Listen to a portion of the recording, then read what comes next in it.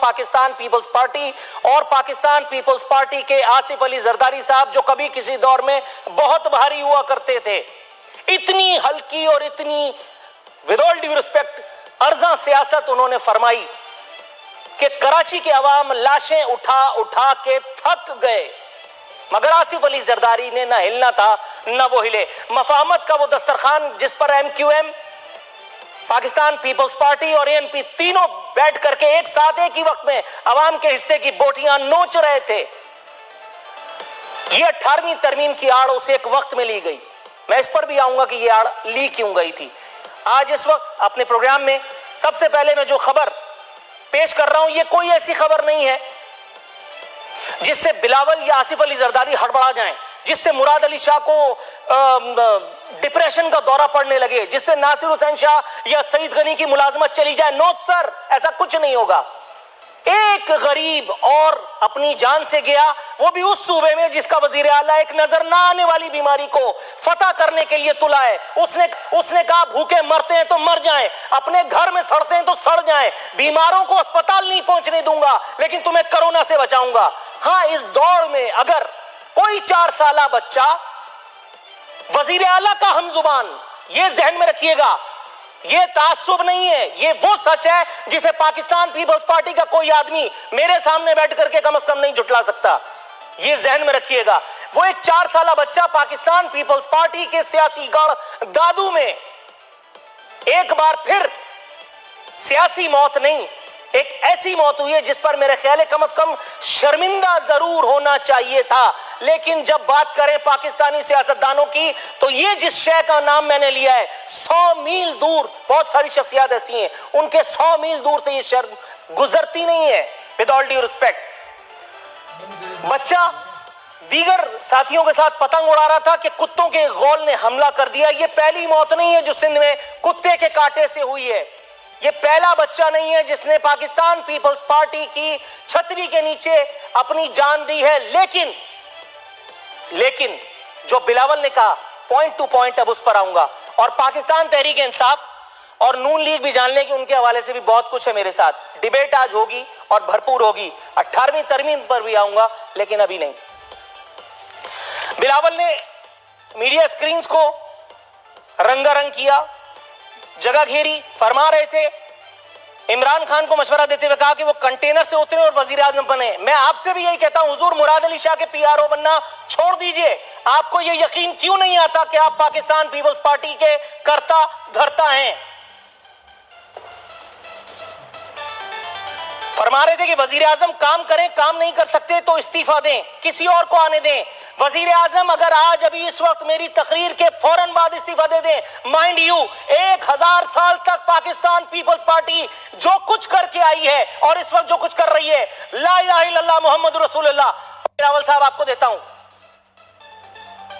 فرما رہے ہیں ہمارے وزیر دن رات کام کرتے ہیں، وفاق ہمارے وزیر اعلیٰ کو نشانہ بناتا ہے۔ وفاق کو چھوڑیے، یہ کام یہاں بیٹھ کر کے میں کر رہا ہوں۔ ایک اکیلا نور العارفین صدیقی بول نیوز پروگرام میری جنگ یہ کام روز رات کو بیٹھ کے کرتا ہے، اس لیے نہیں کہ میرے پیچھے کوئی ہڈن سیاسی ایجنڈا ہے، بلکہ اس لیے کہ مجھے نظر آ رہا ہے کہ آپ جیسے انکمپیٹنٹ لوگ اگر اتنی زیادہ پھدک رہے ہیں تو اس پھدکن کے پیچھے بھی کچھ نہ کچھ گیم ہے۔ یہ معاملہ اتنا سادہ نہیں ہے۔ ڈاکٹرز کو آگے کر کے اگر آپ مجھے اسرائیل علیہ السلام سے ڈرا رہے ہیں تو میں آپ کو یہ بھی بتا دوں، اسرائیل ایک دن آپ کے گھر کا دروازہ بھی کھٹکھٹائیں گے۔ فرما رہے تھے کہ کورونا، وزیر اعظم اور حکومت چاہتی ہے کہ کورونا کیسز کو میڈیا میں اہمیت نہ ملے۔ آپ اس بات سے بھی مکر نہیں سکتے کہ آپ صرف یہ چاہتے ہیں کہ کورونا کیسز کو ہی میڈیا میں اہمیت ملے تاکہ بہت سارے لوگوں کا دال دلیا اچھا چلتا رہے۔ فرما رہے تھے پی پی پی دور میں سوات آپریشن سے لوگ متاثر ہوئے، ہم نے مدد کی۔ آن ایئر کہہ رہا ہوں کہ اس سے بڑا جھوٹ میں نے اپنی صدی میں نہیں سنا، بولا نہیں جا سکتا۔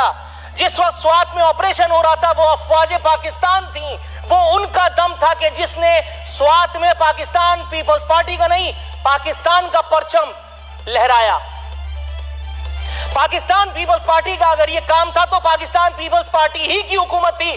جس وقت سلالہ حملہ ہوا کیا جھک ماری تھی آپ نے؟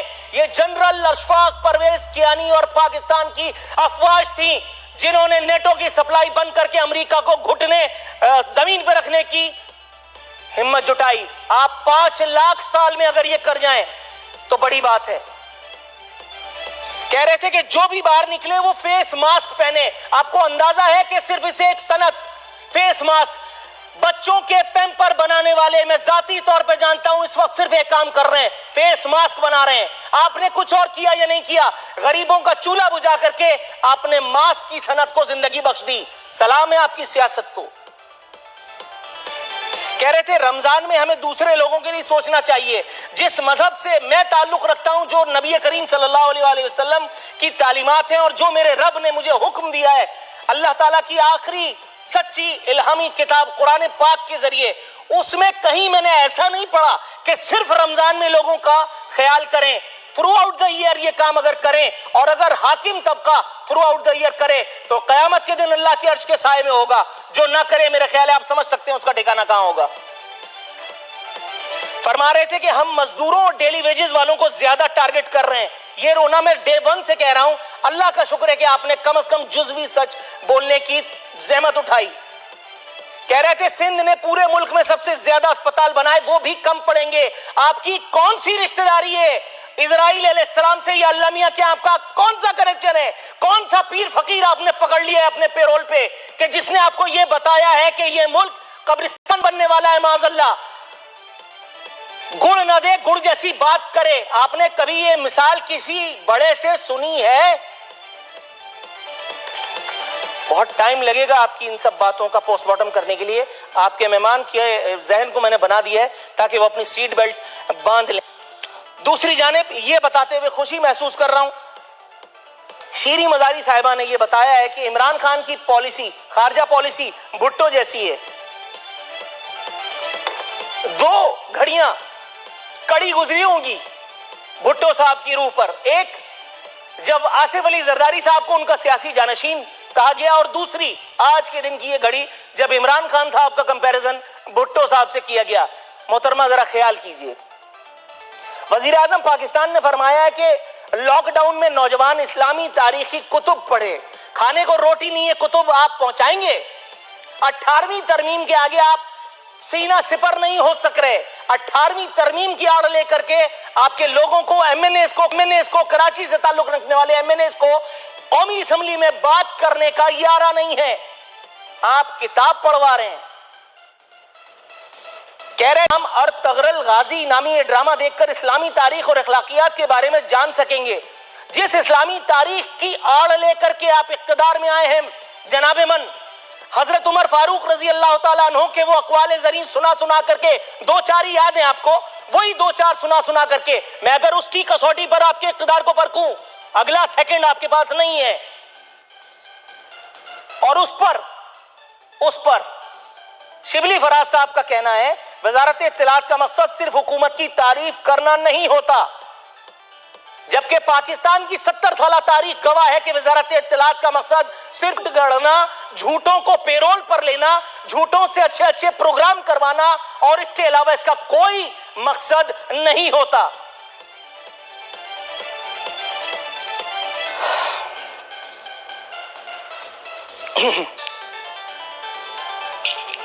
نون لیگ مریم نواز صاحبہ نے بتایا کہ نواز شریف صاحب کا علاج جاری ہے.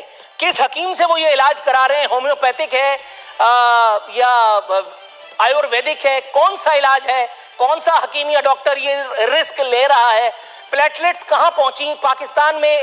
وہ اللہ معاف کرے معاذ اللہ اسرائیل علیہ السلام کا سایہ جو ان کے سر پہ منڈلا رہا تھا, کس حکیم اور ڈاکٹر کو دیکھ کر کے انہوں نے اس سے نواز شریف صاحب کی بیل کرائی؟ یہ جانیں گے پروگرام میں اپنے مہمانوں کے ساتھ. لگے گا آپ کی ان سب باتوں کا پوسٹ مارٹم کرنے کے لیے.